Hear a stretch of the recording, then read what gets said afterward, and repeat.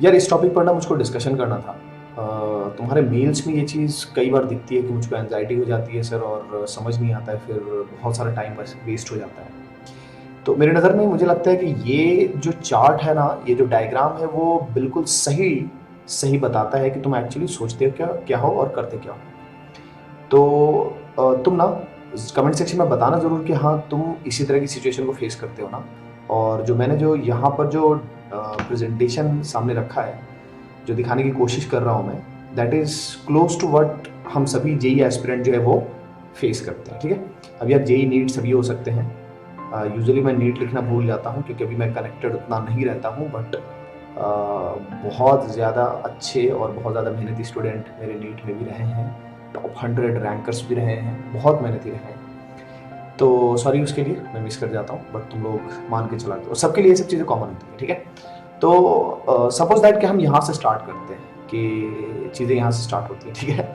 Trigger होती है ये एंजाइटी, और तुम सेल्फ टॉक में चले जाते हो। एग्री करते हो ना? हम सभी इस सिचुएशन में जाते हैं, सेल्फ टॉक में चले जाते हैं। करेक्ट। सेल्फ टॉक में हम चले जाते हैं। ठीक है। तो यार होता कुछ ऐसा है कि एंजाइटी ट्रिगर होती है एंड दिमाग में ऐसे थाउट्स आते हैं कि यार I am starting to freak out. Correct. अब यार उसके बाद क्या होता है ना, हम फिर एग्जैक्टली कुछ ऐसी सिचुएशन में जाते हैं जहां पर से ना 2-3 रास्ते निकलते हैं। ऐसा नहीं होता कि हमारे मन में थाउट नहीं आते, क्योंकि हम इस सिचुएशन को फेस कर चुके होते हैं पहले भी। तो अगर मैं अभी करेंटली तुम्हारी एज की बात करूं तो तुम्हारे दिमाग में जस्ट ये थाउट आता है कि हाँ यार फ्रीक आउट कर रहे हैं, लेकिन यू गॉट दिस, कितना ही बुरा हो सकता है, how bad can it really be. Correct. अब यहां से रास्ते 2-3 निकलते हैं। हो सकता है कि तुम व्हाट इफ वाले कंडीशन में चले जाओ। यही व्हाट इफ वाला कंडीशन डेंजरस होता है ना? डेंजरस होता है। यहां पर हम डूब जाते हैं, यहां पर हम फंस जाते हैं, बचना है इससे। अगर इस रास्ते गए तो थोड़ी अलग कंडीशन होती है, बट पहले मैं इस पर फोकस करूंगा कि हम व्हाट इफ वाले कंडीशन पर चलेंगे, बिकॉज कि ये हमारे साथ ज्यादा होता है। एक बार व्हाट इफ कंडीशन पर चले गए ना, तो व्हाट इफ दिस हैपेंस और दिस एंड दिस और दिस और दिस, इस लूप में फंस जाते हैं। यही हमारा ब्लैक होल वाला लूप है। एक बार गए तो निकलना मुश्किल हो जाता है। इस हालत में फिर फिरते हैं और परेशान परेशान परेशान परेशान रहते हैं। अब यार इसको तुम कैसे भी जनरलाइज कर सकते हो। जो एक चीज जो तुम्हारे मेल में जो मुझको दिखाई देती है वो ये कि एंजाइटी तुमको होती है, परेशानी होती है।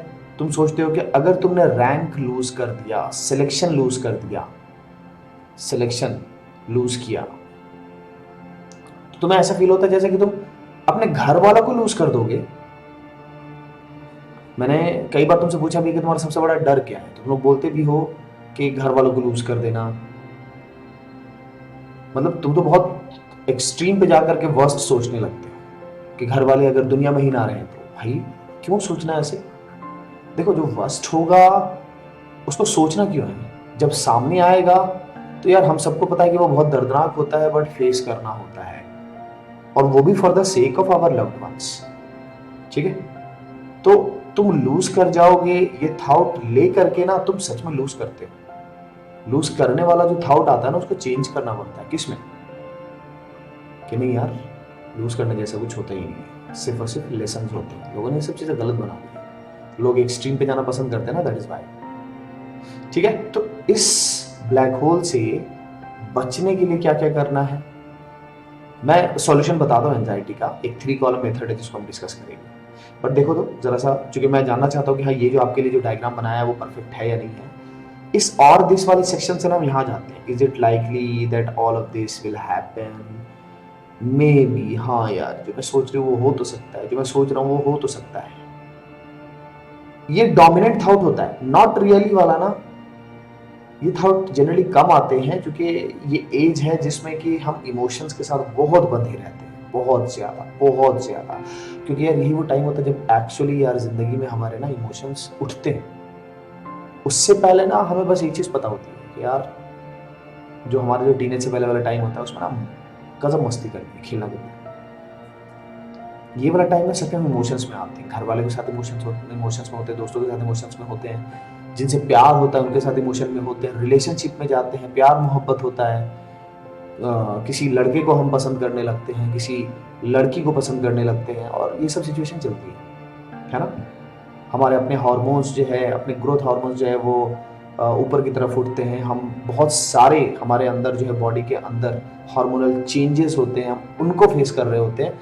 एंड इसलिए यार मुझको और भी ज़्यादा दर्द होता है सोच करके, अपना टाइम याद करके कि ना तो मैं ढंग से किसी को बता पाता था मेरे अंदर जो चेंजेस हो रहे थे, फिजिकल चेंजेस जो हो रहे थे, हार्मोनल चेंज जो हो रहे थे, सेक्सुअल चेंज जो हो रहे थे, बताने में समझ नहीं आता था कि करना क्या है। और लगता था ऐसे जैसे कि सारे लोग दूर भागते हैं इन सब टॉपिक से, वो और भी सिचुएशन को कॉम्प्लिकेट कर देता था। क्या तो ये सारी चीजें ना यहाँ पर असर करती है।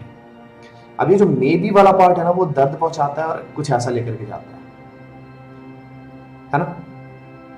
आप अपने आप को फाइनली ये चीज ओवरकम, मतलब अब ओवरकम करने वाला स्टेज आ रहा है। यहां तक में हमारी बैंड बच जाती है और सारा टाइम ना इसी पोर्शन में वेस्ट हो जाता है। इसी पोर्शन में क्या हो जाता है, टाइम वेस्ट होता है हमारा। और वो भी ऐसा वैसा नहीं, large amount of time waste हो जाता है। करेक्ट, सही है ना।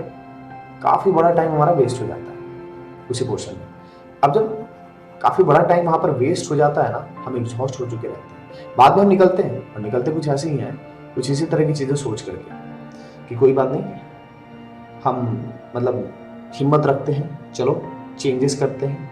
वॉक करते हो आप, घूमते फिरते हो बाहर, लंबी सांसें लेते हो, पानी वानी पीते हो, कुछ खाते हो, तब जाकर के आप इसे संभाल पाते हो। बट उस बीच में ह्यूज अमाउंट ऑफ टाइम चला गया। और टाइम तो चला गया, उसके बाद जब तुम संभल भी जाते हो ना, तो इस इलाके में आकर के ना फोकस ही नहीं हो पाता, फोकस नहीं हो पाता, है ना। सच है।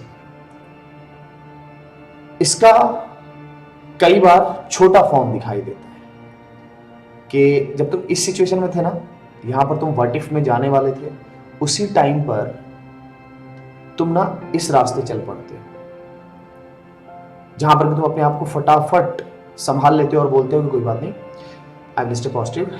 और फिर अपने आप को फोकस कराते हो, डीप ब्रीथ्स लेते हो, समथिंग ऐसा कुछ करते हो। इनफैक्ट सजेस्टेड है, this is also one type of solution, ये भी एक टाइप ऑफ सोल्यूशन है, ठीक है, टाइप ऑफ सोल्यूशन है। अगर ये वाला पार्ट प्रॉब्लम था, अगर ये पार्ट प्रॉब्लम है, इस वाले सेक्शन को मैं बोलूंगा कि अगर प्रॉब्लम है वो, तो वो काइंड ऑफ तुम्हारा सॉल्यूशन है ना। ये तो प्रॉब्लम है तुम्हारा कि हम इस रास्ते चले जाते हैं। देखो, एंजाइटी आना या मुसीबतें आना मुश्किल नहीं है। मतलब अगर हमारे लाइफ में इस तरह की सिचुएशन आती है, डिस्ट्रैक्शन आता है, एंजाइटी आती है, सेल्फ टॉक में डूब जाते हैं हम, वो सबके साथ होता है। कितना जल्दी निकलते हो ये मैटर करता है, ठीक है। अपने आप को ना तुम बहुत अजीब इंसान मत मानो, हम सबके साथ ये चीज़ होती है, हम सब इस सिचुएशन में फंसते हैं। और यार जो प्रेशर सोसाइटी डालती है ना आईआईटी के लिए, वो यार हमें बर्बाद करके छोड़ देती है। हम बहुत बुरा बुरा सोचते हैं, बहुत ज़्यादा बुरा बुरा, बचना है उससे। तो आपको इस सॉल्यूशन वाले पाथ पर चलना होगा। सॉल्यूशन वाला पाथ क्या बोलता है? सॉल्यूशन वाला पाथ बोलता है कि पॉजिटिव रहिए, डीप ब्रीथ्स लीजिए, अपने आप को डीप ब्रीथ वाले, अपने आप को याद दिलाइए कि यार मुझको फटाफट इससे निकलने के लिए लंबी लंबी सांसें लेनी है। पता है क्या, ये लंबी सांसों वाला जो थ्योरी है ना, मैं इसको बहुत ही इजी सॉल्यूशन मानता हूं, इजी एंड बहुत ही इफेक्टिव सॉल्यूशन भी मानता हूं। और क्यों बताता हूं उससे पहले एक बात बताऊं, एक 3 कॉलम मेथड भी है। सपोज दैट कि बहुत, ये मैं मानूंगा, देखो तुम में से बहुत सारे स्टूडेंट होंगे जो एक्चुअली बहुत सिवियर एंजाइटी यानी कि बहुत खतरनाक एंजाइटी का शिकार होते होंगे। बट बहुत सारे ऐसे होंगे जो कि खतरनाक एंजाइटी में नहीं, मतलब एंजाइटी में जाते हैं, ठीक है। उनके लिए ना ये सॉल्यूशन बहुत सही है कि आप फटाफट जैसे फील हो कि अब एंजाइटी चढ़ रही है, breathing, deep breath low, 3 seconds in, 2 seconds out, पानी पियो, वॉक करो, डीप ब्रीथ्स लो, इनका कॉम्बिनेशन करो। और ये क्यों इफेक्टिव है? क्योंकि ये सारी चीजें, डीप ब्रीदिंग या वॉक करना, पानी पीना, ये सारी चीजें ना, ये सारी चीजें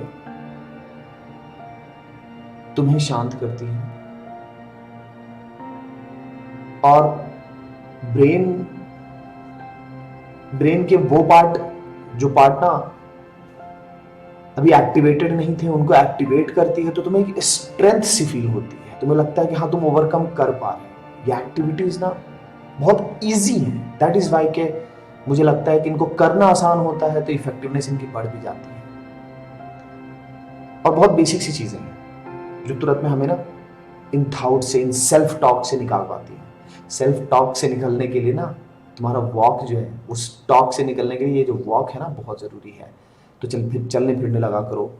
और एक्टिविटीज़ में डीप ब्रीथ लेना और पानी पीना कितनी बेसिक सी एक्टिविटीज़ हैं, पर ये बेसिक सी एक्टिविटीज़ तुमको बहुत बचाएंगी। तो जिनके लिए सिचुएशन ऐसी है कि आती है चली जाती है, सिवियर नहीं है, वो तो इन सिचुएशन मतलब वॉक करना या फिर डीप ब्रीथ्स या पानी पीना, इन सब से तुम निपटा सकते हो, इनको हथियार बना। ठीक है। अब जिनके लिए सिवियर है, यानी कि यार ये काफ़ी टाइम लगता है, हर वो चीज़ जो तुमको बहुत ज़्यादा तंग करने लगती है ना, उसका एक अल्टीमेट सॉल्यूशन है दोस्त दुनिया में, पेपर एंड पेन। तुम नहीं मानोगे लेकिन ये दो चीज़ें ना बहुत ज़्यादा पावरफुल चीज़ें हैं, बहुत ज़्यादा, इतनी ज़्यादा पावरफुल है ना, हमारे कितने सारे प्रॉब्लम्स का सॉल्यूशन सिर्फ पेन और पेपर से निकल जाता है। तुमको रियलाइज़ करवाऊंगा मैं टाइम के साथ। अब तुम पेन और पेपर ले लो, 3 कॉलम बना लो। एक कॉलम में लिखो ऑटोमेटिक थॉट्स, मतलब वही जो थॉट्स तुम्हारे पास आते हैं, उन थॉट्स को ना लिख डालो। मैंने एक एग्जांपल रखा हुआ है यहाँ पर, जस्ट लाइक के किसी जॉब का एग्जांपल ले लो, क्योंकि तुम समझ पहले पाओगे, फिर मैं जेई के हिसाब से रिलेट कर दूंगा इसको। सपोज दैट किसी बंदे ने जॉब में जो है ना कोई प्रेजेंटेशन थी बहुत गंदी दे दी, तो यार वो बोलेगा यार कि आज मेरा दिन बहुत गंदा गया, बॉस के सामने तो प्रेजेंटेशन इतनी घटिया हुई है कि यार शायद मुझको ना निकाल ही दिया जाए। यहाँ पर कुछ तुमने ना कॉग्निटिव डिस्टॉर्शंस डाल दी, मतलब कि कुछ ऐसी ऐसी चीजें डाल दी ना जो अननेसेसरी थी। पता नहीं तुम क्या क्या सोचने लगे। ये तुम्हारा नेगेटिव सेल्फ टॉक, ये तुम्हारा एंजाइटी, इसके कंपोनेंट्स यहाँ लिखने होते हैं। दैट इज कॉग्निटिव डिस्टॉर्शन, जो कंपोनेंट्स हैं। तुम बहुत ज्यादा ओवर जनरलाइज कर रहे हो, तुमने मेंटल फिल्टर्स लगा दिए हैं, तुम पागलों जैसे कंक्लूजन पर जा रहे हो जिसकी कोई जरूरत नहीं है। बचना इनसे, बचना इनसे, बचना इनसे। अब अगर ये चीज तुमको रिलेट नहीं हो रही है तो देखो मैं कैसे जेई के हिसाब से इसको चेंज करके बताता हूं तुमको क्या करना चाहिए। जेई के हिसाब से तुमको ये करना चाहिए,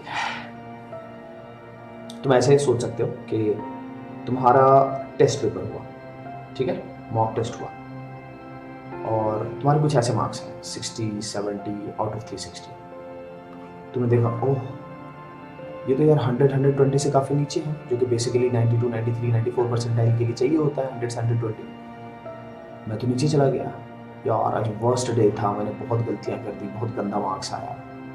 क्या वो ओवर जनरलाइजेशन नहीं है? क्या तुम अननेसेसरी फिल्टर्स क्रिएट नहीं कर रहे हो माइंड में? क्या तुम कंक्लूजन पे जंप नहीं कर रहे हो कि नहीं तुम्हारा मेंस में नहीं होगा? सारी चीजें हैं, सारी वही कंपोनेंट्स हैं। थर्ड कॉलम में तुम लिखो रेशनल रिस्पॉन्स। तुम लोग इतना लिखता कौन है दोस्त, मत लिखो। तुम डीप ब्रीदिंग से, वॉकिंग से तुम अपना निपटारा कर सकते हो, लेकिन वो तो डिपेंड करेगा ना कि एंजाइटी किस लेवल की आती है। तो ये दिस इज समथिंग है, तुम एंजाइटी में बहुत डूबे रहते हो, बहुत सीवियर है, उसके लिए है कि पेन पेपर को अपना सॉल्यूशन बनाओ, पेन पेपर को अपने साथ रखो और समझ जाओ कि ऐसी चीजें हो रही तो फटाफट फटाफट मुझको लिखना है। तुम खुद ही ना, जब तुम ऐसे लिखोगे ना कि अच्छा मैंने इस थाउट में, पहले अपना थाउट लिख लो यहाँ पर कि तुम थाउट क्या ले रहे थे, ठीक है, और थाउट लेने के बाद ये देखो कि तुम कर क्या रहे थे, उसमें क्या क्या कंपोनेंट्स थे, तुम कंक्लूजन पे गए थे या नहीं गए थे। जब तुम ये देखो, पुश तो करना पड़ेगा खुद को, और जब तुम ये करोगे ना तो तुम ओवरकम करना शुरू कर दोगे एंजाइटी को। अब जैसे रेशनल रिस्पॉन्स में मतलब तुमको करना क्या चाहिए, हाँ यार कोई बात नहीं मैं संभाल सकता हूँ, किसी की जॉब गई है तो बोल सकता है कोई बात नहीं बॉस से कल बात कर सकते हैं। तुम्हारा मार्क्स खराब आ गया, घर वाले कुछ बोल रहे हैं और तुम उस वक्त एंजाइटी में चले गए, कोई बात नहीं कल उनको समझा देंगे, है ना, पेरेंट्स से कल बात कर लेंगे, समझे, पेरेंट्स से कल बात कर लेंगे, कोई बात नहीं, टेस्ट बेटर जा सकता था, गलतियां हो गई, ऐसा कोई एविडेंस थोड़ी ना कि आई विल लूज। समझ रहे हो, confident enough to give lead, ये मैंने लिखा था स्पेशली अगर तुम जॉब से रिलेटेड कुछ सोचते हो तो, ठीक है, तो confident enough to score good, confident enough to score good या to remove my silly mistakes. अब इस तरह से तुम अपना रेशनल रिस्पॉन्स रखो और देखो टाइम के साथ ये चीज़ें ज़रूर जाएंगी। तो आई होप दैट यहाँ पर मैं हेल्प कर पाया उस इशू के साथ जिन इश्यूज़ का डिस्कशन बहुत कम होता है। चलो अपनी बातें कमेंट सेक्शन में बताना। तुमको ढेर सारा प्यार और ढेर सारी दुआएं। Love you 3000 goals.